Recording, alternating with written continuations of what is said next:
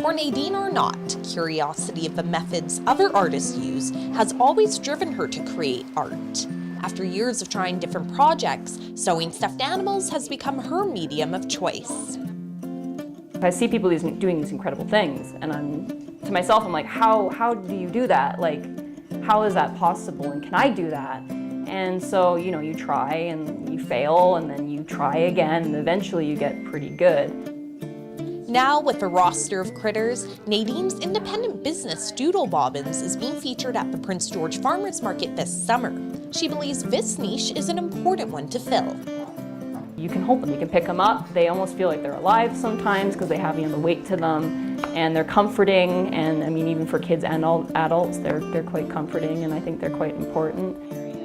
The artist streamlines her designs, yet finds a way to capture her animal's characteristics.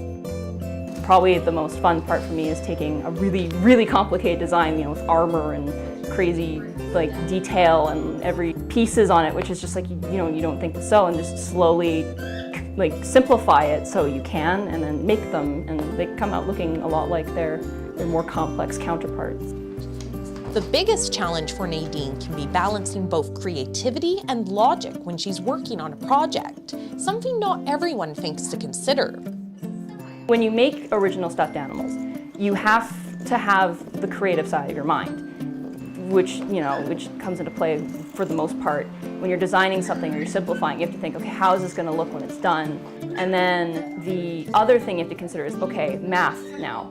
How do I make this so when I make it, it's all measured out perfectly and it all comes out looking the way I want it to? The design part is the artist part, and then the actual making of it, or making of the pattern, is definitely math-based, and that can be quite challenging. But the reactions she gets when people see her stuffed animals are priceless. I get a lot of, oh, it's cute, and that makes my heart really happy all the time. People just smile, even if people, just look or pick up and just look at them and go, oh, this is cute, this is really adorable. It's just it's kind of a nice feeling. It's just people, it catches their eye and people are interested in it, and they have something to say about it. So I try to make things that, are more cheery, things you can kind of laugh at, or, kind of make you smirk, or make you go, oh, cute, I guess, is sort of the thing that inspires me. I like to make people kind of smile. And art for me, I think, is a really very good communication tool for a lot of, it doesn't just tell you, what a person's feeling or what they're saying. It kind of tells you who a person is and what their history was. And, and I think in a lot of works you can see, how much work a person has dedicated to something. And I mean, for me, I hope that kind of shows in my stuffed animals too. Doodle Bobbins will be at the Prince George Farmers Market most Saturdays this summer. Find out more by following Doodle Bobbins on Twitter. For Go Prince George, I'm Casey Pitts.